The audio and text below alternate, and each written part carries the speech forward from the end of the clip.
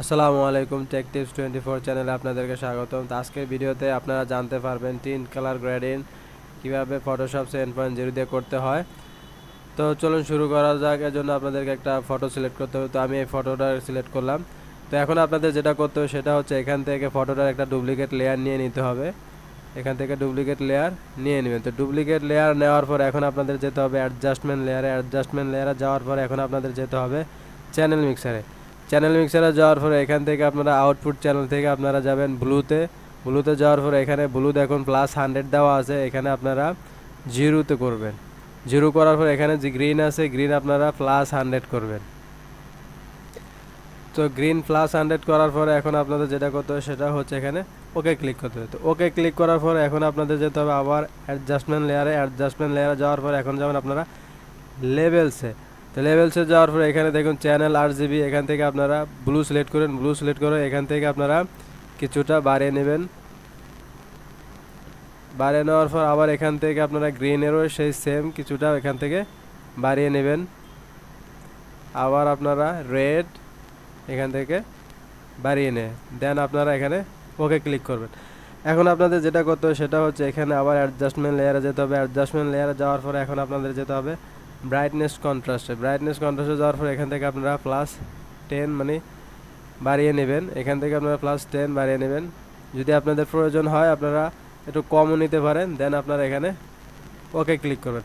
Okay click করার পর এখন আপনাদের যেটা করতে হবে সেটা হচ্ছে আবার অ্যাডজাস্টমেন্ট লেয়ারে যেতে হবে। অ্যাডজাস্টমেন্ট লেয়ারে যাওয়ার পর এখন আপনারা যেতে হবে হুয়ে স্যাচুরেশন। তো হুয়ে স্যাচুরেশন এখান থেকে আপনারা +30 কাছাকাছি নিতে পারেন অথবা 32 এরকম নেবেন। নেওয়ার পরে এখানে ওকে ক্লিক করবেন। ওকে ক্লিক করার পরে এখন আপনাদের যেহেতু ফেজে দেখুন কোনো রেড টোন চলে আসছে কিনা। তো ফেজে যদি আপনাদের রেড টোন চলে আসে তখন আপনারা এখান থেকে মাস্ক টুল সিলেক্ট করে এখানে সিলেক্টিভ কালার হোয়াইট রাখবেন এবং ফরগ্রাউন্ড কালার ব্ল্যাক রেখে আপনারা ব্রাশ টুল সিলেক্ট করেন। ব্রাশ টুল সিলেক্ট করার পরে এখান থেকে আপনাদের ব্রাশের সাইজ নিয়ে নেবেন।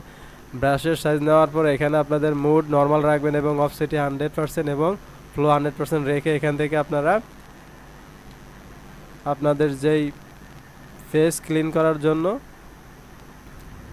আপনারা ব্রাশ করবেন যাতে আপনাদের রেড টোনটি চলে যায়।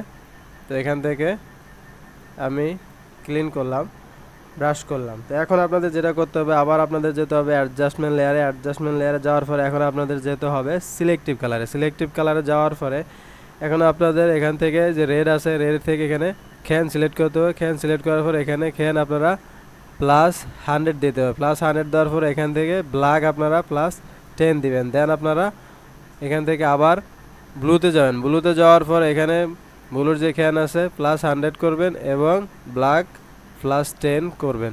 করার পর এখানে আপনারা ওকে ক্লিক করবেন। ওকে ক্লিক করার পর এখন আপনাদের যেটা করতে হবে সেটা হচ্ছে আবার অ্যাডজাস্টমেন্ট লেয়ারে যেতে হবে। অ্যাডজাস্টমেন্ট লেয়ারে যাওয়ার পর এখন আপনাদের যেতে হবে কালার ব্যালেন্সে যাওয়ার পর এখানে আপনারা হাইলাইট সিলেক্ট করার পর এখান থেকে আপনারা ব্লু আপনারা -20 বা 25 করবেন আপনাদের প্রয়োজন মতো।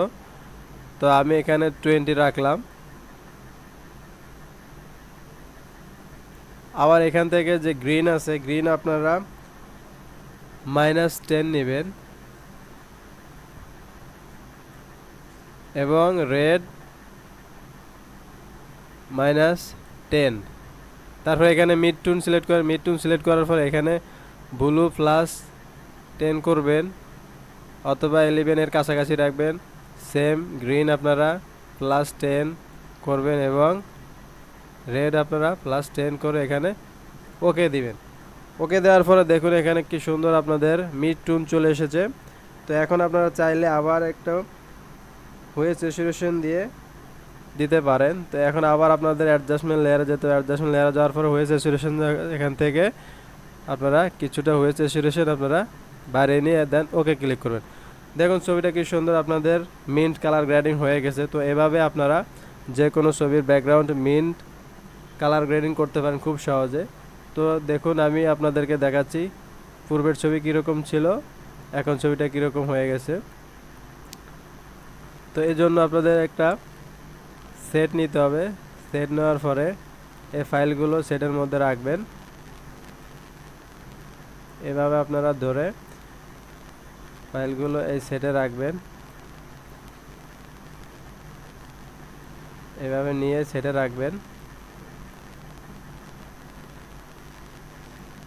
সেটে রাখার পরে কর্নারে ক্লিক করবেন। তো দেখুন কি সুন্দর টিন্ট কালার গ্রেডিং হয়ে গেছে খুব সহজেই। তো এভাবে চাইলে আপনারা যে কোনো ছবির ব্যাকগ্রাউন্ড কালার টিন্ট কালার করতে পারেন খুব সহজেই। তো ভিডিওটি যদি ভালো লেগে থাকে তাহলে চ্যানেলটি অবশ্যই সাবস্ক্রাইব করবেন। ধন্যবাদ।